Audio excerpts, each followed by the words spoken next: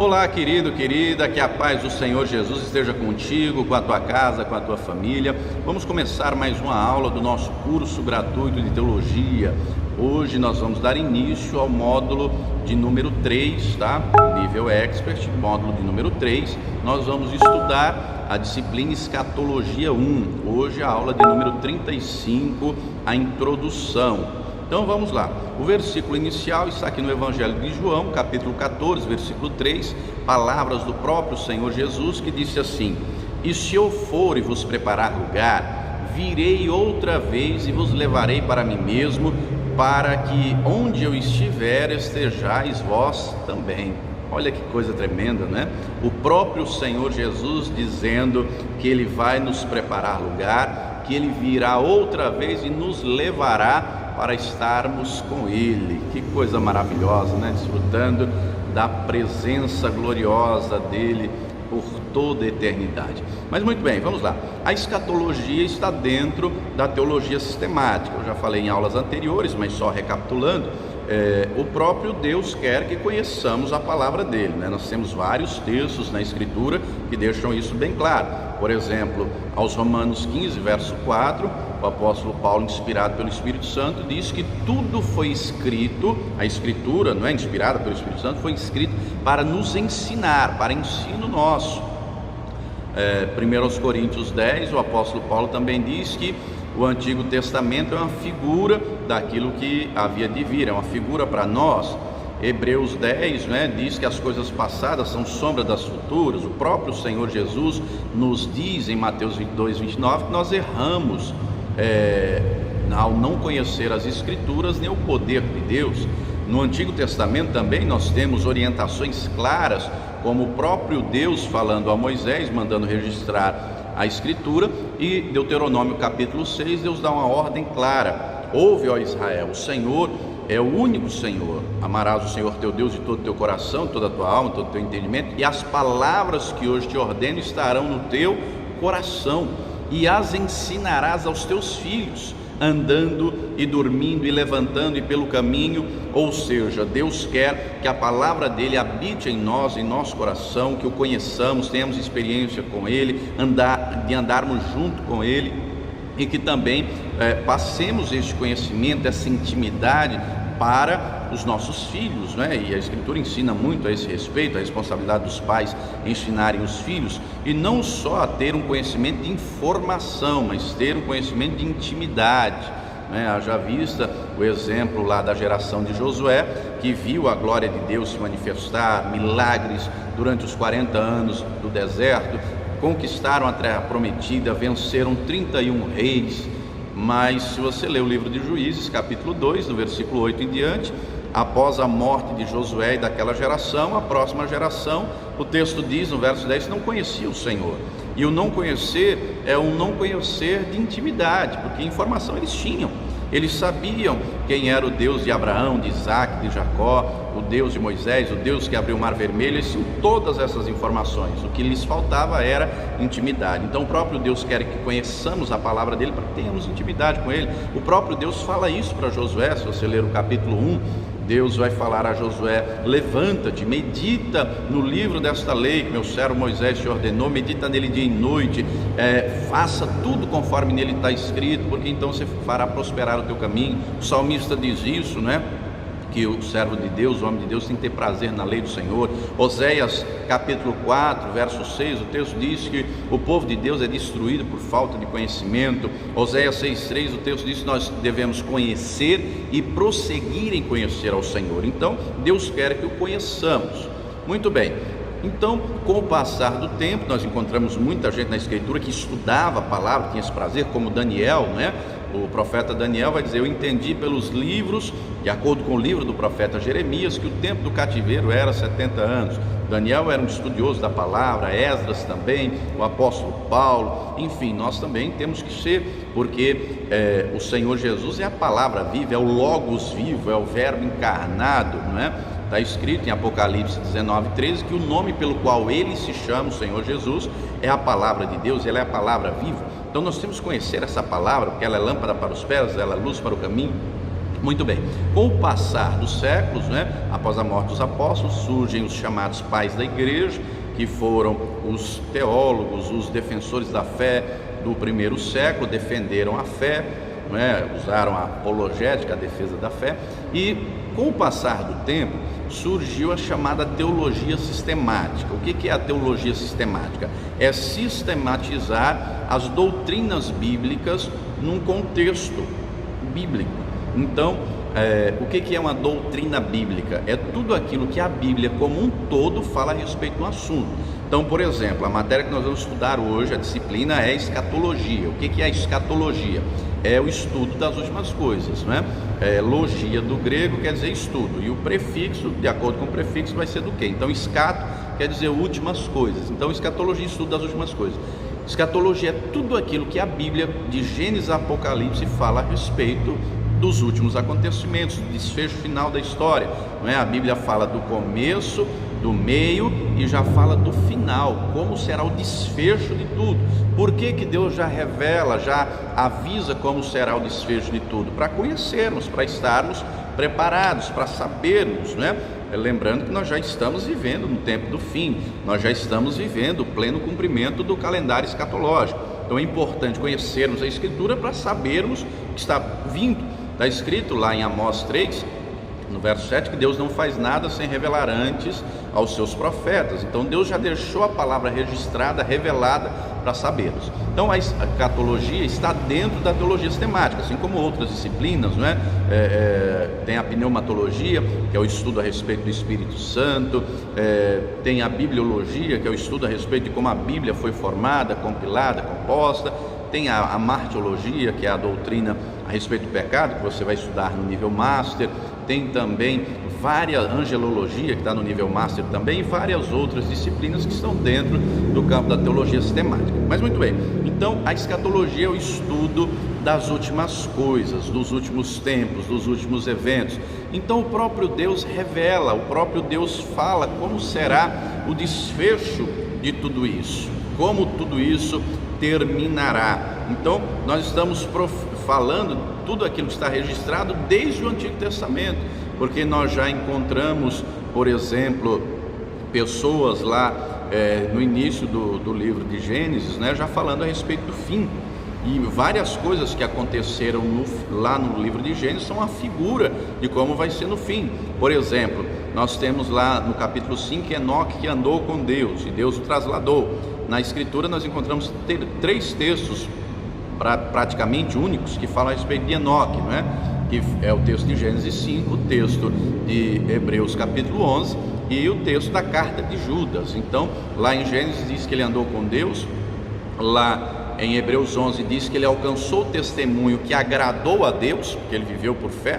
E lá na carta de Judas o texto diz que ele pregava, ele profetizava contra os homens ímpios que viviam na sua impiedade. Ele já anunciava que Deus viria com juízo, e esse juízo não era só o juízo imediato que se seguiu alguns anos depois, que foi o dilúvio, mas haverá um juízo final. Nós vamos estudar aqui nessa disciplina o juízo final, Então lá no começo é revelado. Por exemplo, estudamos tipologia bíblica, falamos da arca de Noé, falamos dos eventos que aconteceram, falamos da destruição de Sodoma, de Gomorra, a mulher de Ló. O Senhor Jesus traz uma advertência em Lucas 17, lembrai-vos da mulher de Ló. Por que ele faz essa advertência? Porque a mulher de Ló virou uma estátua de sal. Por que ela virou uma estátua de sal? Porque ela olhou para trás, ou seja, o coração dela estava em Sodoma, enquanto Pedro diz que Ló afligia a sua alma justa por ver o que se praticava em Sodoma e não concordar. Já a mulher de Ló aparentemente era conivente, amava, aquilo não lhe afligia, ela gostava de estar lá. É por isso, quando eles estão indo para o monte, ela olha para trás, ela vira uma estátua de sal, porque o próprio Senhor Jesus vai dizer no Evangelho: onde está o teu coração, aí também estará o teu tesouro. Então o coração dela estava lá. Isso é uma figura, porque muita gente, o coração está nas coisas do mundo. O pensamento, a força, o tempo está nas coisas desse mundo. E queridos, nós temos que ter muito cuidado. Nós vivemos no tempo do fim. O próprio Senhor Jesus avisa que no tempo do fim o pecado iria se multiplicar. Nós estamos vendo isso, né? O Senhor Jesus avisa também que o amor de muitos esfriaria. Estamos vivendo isso. O apóstolo Paulo, inspirado pelo Espírito Santo, diz que no tempo do fim, 1 Timóteo 4, haveria uma atuação mais intensa de demônios, no sentido de doutrinação demoníaca. E é o que a gente vê hoje, isso em massa, em massa. Você que me assiste aí, está assistindo essa aula, você tem filhos, você nessa quarentena deixa os seus filhos assistirem televisão, desenhos, né, seja na televisão, no computador, no tablet, no celular. Tome cuidado com o conteúdo que o teu filho está assistindo, porque tem desenhos que são satânicos, diabólicos. O cunho é uma doutrinação diabólica. Então tome cuidado com aquilo que o teu filho está assistindo, confira, analise. Hoje nós temos, por exemplo, eu ouvi falar esses dias de uma série que tem aí no aplicativo por assinatura, e o nome da série é Lúcifer, e diz que está batendo recorde de audiência, porque o Satanás lá na série é um cara bonito, de boa aparência, aparentemente, entre aspas, o Satanás, o Lúcifer é bom. Olha que absurdo, não é? Olha que coisa. Então nós estamos vendo, queridos, doutrinas demoníacas, um trabalhar mais intenso, e sem falar na atuação que muita gente sem perceber acaba cedendo, não é, a atuações, intervenções malignas. Então isso é muito perigoso. É por isso que nós temos que nos apegar à palavra, nós temos que conhecê-la, nós temos que amá-la, nós temos que guardar ela no nosso coração. Depois, com calma, quando você terminar aqui a aula, pega o Salmo 119, eu sei que é o mais extenso da Bíblia, mas o conteúdo do Salmo 119 inteiro, seus 170 e tantos versículos, trata única e exclusivamente a respeito do amor do salmista pela palavra de Deus. O verso 11 diz: escondi a tua palavra no meu coração para eu não pecar contra ti. Então nós temos que esconder a palavra em nosso coração para não pecar contra Deus, para agradar ao Senhor, porque, como diz segunda carta de Paulo a Timóteo, capítulo 3, versos 16 e 17, eu gosto muito da tradução da King James, né? Você que assiste aqui as aulas sabe disso, eu cito muito a King James, que é a tradução mais atual, o linguajar é muito mais fácil do que a versão Almeida, e o texto diz, 2 Timóteo 3, 16 e 17, que toda a escritura, não é inspirada pelo Espírito Santo, ela é poderosa para corrigir os erros, para ensinar, não é, para repreender o mal, para que o homem de Deus seja perfeito, seja apto para toda boa obra. Mas para isso eu tenho que amar a palavra, eu tenho que gastar tempo, eu tenho que me dedicar no estudo, não é, tenho que me aprofundar. E Deus revela tudo o que vai acontecer. Por que Ele revela tudo o que vai acontecer? Para nos prepararmos, para termos conhecimento de antemão, não é? O Senhor Jesus vai dizer que nós temos que vigiar para estarmos de pé. Lucas 21, ele fala também, né? Nós temos que estar de pé diante do Filho do Homem. Estar de pé no sentido de não cair, no sentido de não vacilar, de não fraquejar da fé. Paulo, nesse sentido, vai dizer em 1 Coríntios 10, 12, aquele que está de pé, olhe, cuide, para que não caia. Infelizmente, amados, hoje nós vemos muitos escândalos, muita gente caindo na fé, né? E Jesus disse, está escrito, Lucas 17, é impossível que os escândalos não venham, mas ai daquele por quem vier. Paulo falando nesse sentido também, 1 Coríntios 10, 31, 32, o texto diz que nós não devemos ser motivo de escândalo para ninguém, nem para gregos, nem para judeus, nem para a igreja de Cristo. Então, muito bem, temos que amar a Escritura, temos que conhecer. Então, o estudo das últimas coisas traz não só apenas, né, o fim da história, o desfecho final, como se dará, mas como será tudo isso, não é? Qual será o futuro, como será. Então, muito bem. O próprio Senhor Jesus, o Novo Testamento, fala muito da volta, né, da volta do Senhor Jesus. Tem vários textos, por exemplo, Mateus 24, Mateus 28, Marcos 13, Atos capítulo 1, 1 Tessalonicenses 4, 16, né, que é o texto que fala a respeito do arrebatamento. Vai ter uma aula que nós vamos tratar a respeito do arrebatamento, tá? Filipenses 3, Hebreus 9, Tiago 5, 2 de Pedro, Apocalipse. Os únicos livros do Novo Testamento que não falam a respeito do retorno de Cristo, da volta do Senhor, da segunda vinda, são as cartas de Paulo aos Gálatas, a Filemon e a segunda e terceira de João. Essas 4 cartas não falam a respeito da segunda vinda de Cristo. Todos os demais vão pelo menos mencionar a respeito da segunda vinda. E é interessante que Lucas registra, ele escreve o primeiro volume, que é o Evangelho que leva o seu nome, e lembrando, amados, que Lucas não foi um dos 12, tá? Lucas se converte depois com a pregação de Paulo, nem o próprio Paulo foi um dos 12. O apóstolo Paulo se converte depois, no encontro com Jesus, a caminho de Damasco, está lá em Atos 9, e aí ele sai depois pregando o Evangelho e tal, e Lucas se converte. Muito bem, aí Lucas, que era médico, ele faz às vezes de um repórter investigativo, ele escreve o primeiro volume, que leva o nome dele, Evangelho de Lucas, e ele escreve um segundo volume, que é o livro de Atos. O livro de Atos foi registrado por Lucas, e ele já começa dizendo a respeito de Jesus, a respeito de como ele morreu e ressuscitou e permaneceu vivo durante 40 dias, dando infalíveis e cabais provas da sua ressurreição, comendo com os discípulos, e depois ele registra que Jesus vai ao Monte das Oliveiras e há a ascensão de Cristo, ou seja, o Senhor é elevado nas alturas, é elevado nas nuvens, e em seguida aparecem 2 anjos, os discípulos olhando para o céu, olhando para cima, aparecem 2 anjos que dizem assim: olha, do mesmo jeito que vocês viram o Senhor subir às alturas, ele virá segunda vez, ele voltará. Olha que coisa tremenda, esse mesmo Jesus que vocês viram subir, ele virá segunda vez. Nós vamos estudar a respeito da segunda vinda de Cristo nas próximas aulas. O apóstolo João escreveu na primeira carta, capítulo 2, verso 28, ele escreveu assim: e agora, filhinhos, permanecei nele, para que quando ele se manifestar, tenhamos confiança e não sejamos confundidos por ele na sua vinda. Por que João fala nesse sentido?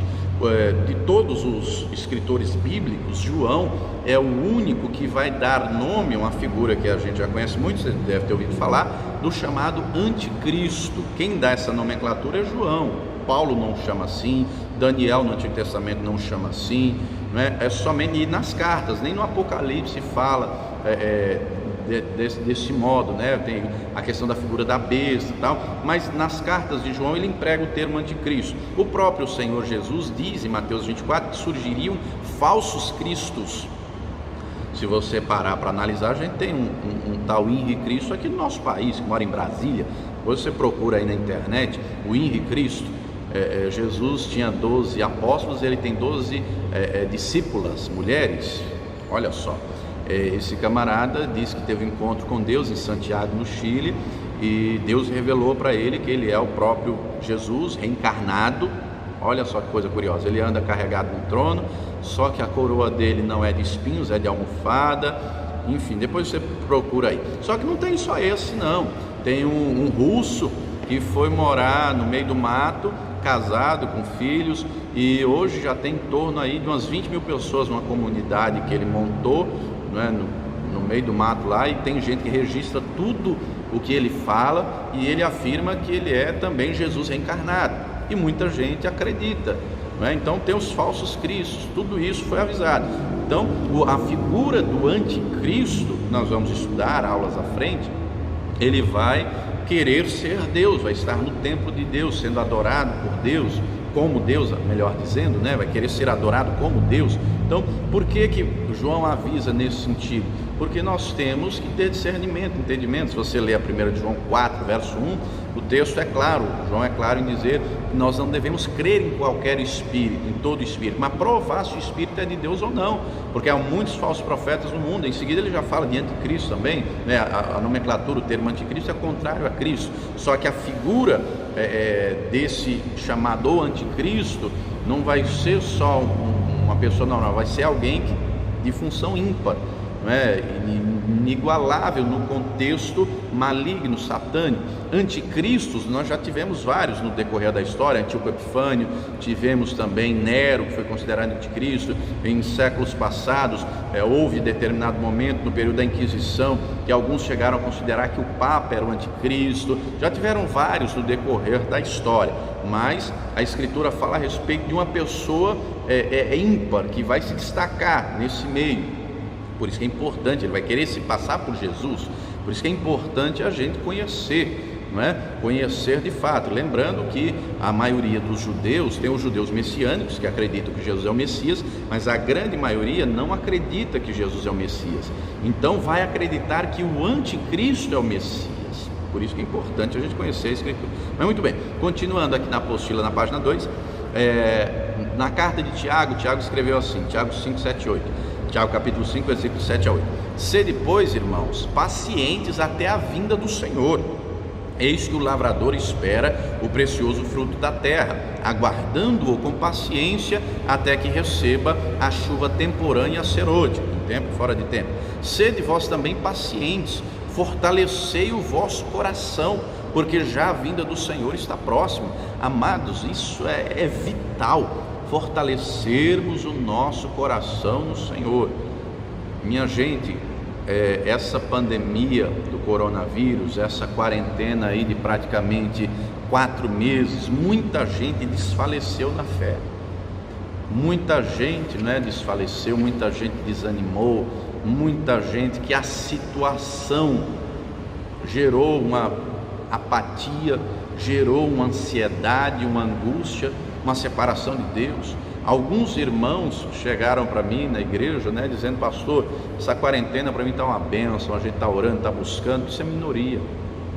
A maioria, pastor, misericórdia, estou com ansiedade, a gente tomando remédio tarja preta por causa da depressão, afetou a vida de muita gente. Mas aí está, e eu não estou falando isso para querer criticar nem apontar ninguém, quem sou eu para julgar, porque a palavra diz que a gente não deve julgar ninguém, mas eu estou falando isso no sentido de nós entendermos a Escritura, que é nossa responsabilidade individual, particular, nos fortalecermos no Senhor, nos dedicarmos, nos esforçarmos para conhecer a palavra, porque quando ela entra no nosso coração, nós nos fortalecemos. Quando nós temos uma vida de oração, o Senhor Jesus fala muito a esse respeito. Nós temos o dever de orar sempre, nunca desfalecer. A Escritura diz que nós temos que orar sem cessar. Paulo diz em Efésios 6, nós temos que nos fortalecer no Senhor, na força do seu poder. Então, quando eu entendo a minha parte, e eu cumpro ela, eu vou estar com o coração mais fortalecido, eu vou estar mais firme, porque as aflições da vida vêm, amados, e vêm para todos, e a Bíblia não esconde isso, nem o próprio Senhor Jesus esconde isso. Ele mesmo diz em João 16:33, que no mundo nós teríamos aflições. O Salmo 34, verso 19 diz: muitas são as aflições do justo, mas o Senhor o livra de todas. Isaías 48:10, o texto diz que Deus nos purifica na fornalha da aflição. 1 de Pedro 1, verso 6, diz que é necessário padecermos por várias provações para que a nossa fé seja lapidada. Então, se eu já estou fortalecido, se eu já estou exercitado, treinado, preparado, no momento da circunstância, ela não vai me derrubar. Agora, se eu não estou fortalecido, se eu não estou ali com a vida espiritual como deve ser, no momento da angústia, da aflição, é o que diz lá Provérbios 24, se no dia da tua angústia se mostrares frouxo, a tua força será pequena. Por isso entra a responsabilidade. Eu fico triste em ver, amados, muita gente do povo de Deus não tem prazer em estudar a palavra, não tem o hábito de meditar na Escritura. Muita gente, infelizmente, não tem uma vida de oração, ora uma vez ou outra, mas não tem aquele compromisso, não aprendeu ainda a ter prazer na oração, não aprendeu ainda a ter prazer nas coisas espirituais. O salmista diz isso, Antes, Salmo 1, verso 2, tem o seu prazer na lei do Senhor. Então, o ser humano, aquilo que dá prazer é aquilo que o ser humano faz. Por exemplo, você que está me assistindo, você tem prazer em comer? Eu tenho prazer em comer é muito bom, Então, comida dá prazer. Tem outras coisas que na vida também dão prazer, são boas, enfim. Mas nós temos que ter prazer nas coisas espirituais, porque se nós não tivermos prazer nas coisas espirituais, nós vamos ser como o Senhor Jesus diz, né? Honrar com os lábios, mas o coração está longe. Em Marcos 7, Jesus cita Isaías 29:13, né? O que adianta honrar a Deus com os lábios e o coração está longe? O que adianta, como diz lá Apocalipse 3, Jesus falando da igreja de Sardes, ter nome de que está vivo, mas está morto, ser como a igreja de Laodiceia, morna? Não, queridos, nós temos que estar com o coração fortalecido no Senhor. Mas muito bem, o apóstolo Paulo diz em Romanos 13:11, vamos continuar aqui, estou na página 2 da apostila. E isso digo, conhecendo o tempo, que já é a hora de despertarmos do sono, porque a nossa salvação está agora mais perto de nós do que quando aceitamos a fé, está mais perto de nós agora. O apóstolo Pedro escreveu o seguinte, o apóstolo Pedro escreveu, 2 de Pedro 3, do 8 ao 13, que diz assim: mas amados, não ignoreis uma coisa, um dia para o Senhor é como 1000 anos, e 1000 anos como um dia. O Senhor não retarda a sua promessa, ainda que alguns a tenham por tardia, mas é longânimo para convosco, não querendo que alguns se percam, senão que todos venham a arrepender-se. Mas o dia do Senhor virá como ladrão de noite, no qual os céus passarão com grande estrondo, e os elementos ardentes se desfarão, e a terra e as obras que nela há se queimarão. Havendo, pois, de perecer todas essas coisas, que pessoas vos convencerem santo trato e piedade, aguardando e apressando-vos para a vinda do dia de Deus, em que os céus em fogo se desfarão e os elementos ardentes se fundirão. Mas nós, segundo a sua promessa, aguardamos novos céus e nova terra em que habita a justiça. Esse trecho final, Pedro cita o profeta Isaías, no capítulo 66. Então, se nós sabemos o desfecho final, se a Escritura já revela, que cabe a nós nos prepararmos. Essa terra está preparada, como acabamos de ler, para o fogo, será queimada, será destruída. Haverá um novo céu, uma nova terra. João vê isso, João tem essa revelação em Apocalipse 21, viu um novo céu e uma nova terra. Então nós temos que estar preparados para esse novo céu, para essa nova terra, permanecer firme até o fim. O Senhor Jesus deixa muito claro: aquele que perseverar até o fim será salvo. Tem muita gente, infelizmente, queridos, que vive de nostalgia. Porque eu fui, eu fiz. Quem vive de passado é museu, irmão. Deus está preocupado com o hoje e agora. Como é que você está? Você está servindo, está perseverando, está firme? Está mais ou menos? Como é que está? Deus quer que sejamos firmes e constantes. 1 Coríntios 15:58. Portanto, meus irmãos, sede firmes e constantes, sempre abundantes na obra do Senhor, sabendo que o vosso trabalho não é vão do Senhor. Muita gente, quando ouve a expressão obra do Senhor, muita gente pensa que fazer a obra não é estar aqui com roupa social, paletó, gravata, que a obra se faz tão somente dentro do templo. Não é só dentro do templo, faz dentro do templo, mas você faz em casa também, você faz no teu trabalho, você faz na rua. A obra de Deus se faz em todo lugar. Lembrando que o próprio Senhor Jesus diz qual é a obra de Deus. Lá em João capítulo 6, versos 28 e 29, ele é questionado: o que faremos para fazer as obras de Deus?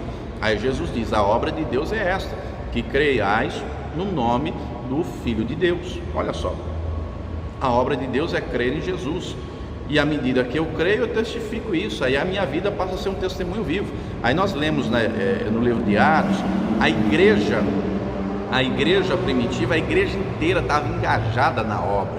A igreja inteira vivia o evangelho, o testemunho irradiava, E a palavra diz que Deus ia acrescentando aqueles que se haviam de salvar.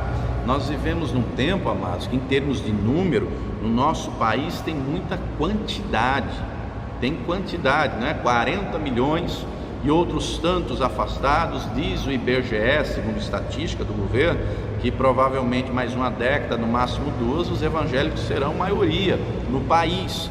Só que não adianta ter quantidade se não tem qualidade. Deus não está preocupado com quantidade, queridos. Se você analisar a Escritura com calma, você vai perceber que o Senhor fala do remanescente que será salvo. Lá em Isaías ele fala, em Romanos e em Apocalipse. Aí muita gente pensa assim: não, mas esse remanescente é só de Israel. Paulo diz em Romanos que nós somos Israel de Deus. Deus só tem um povo, queridos. Deus tem um povo, chama o povo dele de todas as nações. De todas as nações. Na escatologia, nas próximas aulas nós vamos estudar isso. Tem entendimentos teológicos que separam né, algumas promessas exclusivas para Israel como nação e outras para os gentios, não é? Lembrando que o próprio Senhor Jesus diz em Lucas 10, ainda tem outras ovelhas que não são desse aprisco, convém também agregar estas. Mas muito bem, vamos continuar aqui na apostila, aqui na página de número 3. Nós temos aqui referências a respeito da primeira e da segunda vinda de Jesus no Antigo Testamento. Por exemplo, nós temos referências que fazem alusão à primeira e à segunda vinda, está lá em Gênesis 3,15, que é o proto-evangelho, né? Temos Isaías 9,6, que fala do Messias, Isaías 53, Zacarias 12, Daniel 9, Isaías 9, de 1 a 7, fala da primeira vinda de Jesus, que se cumpre com o nascimento de Jesus, né? Fala também da sua segunda vinda, do estabelecimento do seu reino, o príncipe da paz, o maravilhoso conselheiro, tudo mais. Nós encontramos, por exemplo, Daniel capítulo 2, que é quando Daniel ele interpreta o sonho do rei Nabucodonosor, o sonho lá da estátua. Aquele sonho era um sonho profético. Nabucodonosor sonha com a estátua, cuja cabeça era de ouro, aqui o peito e os braços de prata, a cintura de bronze, as pernas de ferro e os pés era barro misturado com ferro. E Nabucodonosor sonha que vem uma pedra e bate nessa estátua, essa pedra que não foi esculpida por mão de homens, e destrói essa estátua. Ele não compreende aquilo, Deus revela ao profeta Daniel, o profeta Daniel vai lá e interpreta o sonho. Qual é a interpretação? Nabucodonosor é a cabeça de ouro, né? O rei dos reis. Nabucodonosor é o primeiro governante em âmbito mundial. Na época dele, ele governava o mundo até então conhecido. Depois dele vem os medo-persas, né? Depois vem a cintura, que é o Império Grego, né?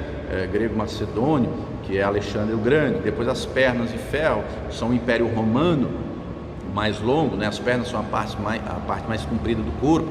Então o Império Romano foi o mais longo da história, mais de 1000 anos. Depois os pés, barro e ferro são as nações que dividiram o Império Romano. E depois a pedra que destrói os impérios humanos, né, os governos humanos, para estabelecer um novo governo. Qual é essa pedra? Jesus Cristo, o reino de Deus, né? Ele é a pedra principal de esquina. Então, este sonho que Nabucodonosor teve é profético, e isso se cumpriu. Jesus já veio à primeira vinda, já implantou o reino de Deus nos nossos corações, e haverá então a segunda vinda, quando o governo será pleno do Senhor Jesus, e Ele governará o povo dele, todos nós, né, que somos povo do Senhor, estaremos com Ele para todo sempre. Mas muito bem, tem também Daniel capítulo 11, Zacarias capítulo 12, né, que fala do arrependimento futuro de Israel. No Novo Testamento nós temos vários textos falando da segunda vinda. Temos Mateus 24, 25, Marcos 13, Lucas 21, diversas parábolas que o Senhor Jesus contou, a do joio e do trigo, né, das 10 virgens, enfim. Se você ler Apocalipse 25, né, melhor dizendo, se você ler Mateus 25, são parábolas. Jesus começa com parábolas falando a respeito do fim. No capítulo 24 ele começou a falar do fim, de como seria. Ele não diz a data. Todos os que estipularam data falharam, não é? Alguns no decorrer da história já quiseram estipular data, e alguns até mais de uma vez, e não deu em nada, porque o texto, a Bíblia não diz o dia, a data, a hora. O Senhor fala como será as situações, como estará o mundo. Então nós já estamos no tempo do fim. Então Mateus 24 ele começa falando do fim, e 25 ele ilustra com as parábolas, que é a parábola das 10 virgens, né? A parábola que vai ter em seguida a respeito dos talentos. Ele vai ilustrando tudo isso. Então, como vai ser a segunda vinda de Jesus, quais os sinais dos tempos, não é? O que é o princípio das dores, o que é o arrebatamento, quando e como se dará a grande tribulação, que é o Armagedon, do que fala o Apocalipse, quando será o juízo final, tudo isso nós vamos estudar aqui em escatologia. Nós temos duas disciplinas, que é escatologia 1 e 2, tá bom? essa foi somente a introdução a respeito aqui da escatologia. Nas próximas aulas nós continuamos e vamos destrinchar esses assuntos, tá bom? Se você gostou até aqui, deixa aí o teu joinha, o teu like para nos ajudar, tá bom? Se inscreva aí no canal se você não é inscrito, clique aí no botãozinho vermelho de se inscrever, ative o sininho das notificações, compartilhe esse conteúdo com outras pessoas para que também sejam edificadas, tá? E eu vou te dar agora um importante recado: torne-se um pregador do telhado. Você é convidado a contribuir com essa obra, nos ajude a manter este curso gratuito de teologia. Deus te abençoe e viva o Senhor Jesus. Você também é nosso convidado a se tornar um pregador do telhado. Os pregadores do telhado são aqueles que contribuem com essa obra para que esse curso de teologia, esse curso gratuito de teologia aconteça. Você também é nosso convidado a se tornar um pregador do telhado. São aqueles que fazem doações, não é? Você pode doar depositando a tua oferta no Banco Bradesco, agência 1074, conta 35333, dígito 7. Vou repetir, agência 1074, conta 35333, dígito 7, isso no Banco Bradesco. Você também pode contribuir através do Banco Itaú. No Banco Itaú, agência 0355, a conta é 07777, dígito 7. Vou repetir, Banco Itaú, agência 0355, conta corrente 07777, dígito 7. Se você precisar, o CNPJ da Paz e Vida é, anote aí, 52844-412, 1000 ao contrário, 01. Vou repetir, o CNPJ da Comunidade Cristã Paz e Vida, 52844-412, 1000 ao contrário, 0. A Escola Superior de Teologia João Henrique Palharim é mantida pela Comunidade Cristã Paz e Vida. Então, torne-se um pregador do telhado. Hoje é muito fácil, né? Você tem aí um celular, um notebook, um tablet, está aí na tua mão, você pode fazer a doação, pode contribuir, e eu tenho plena certeza que o Senhor nosso Deus vai te recompensar abundantemente. Amém?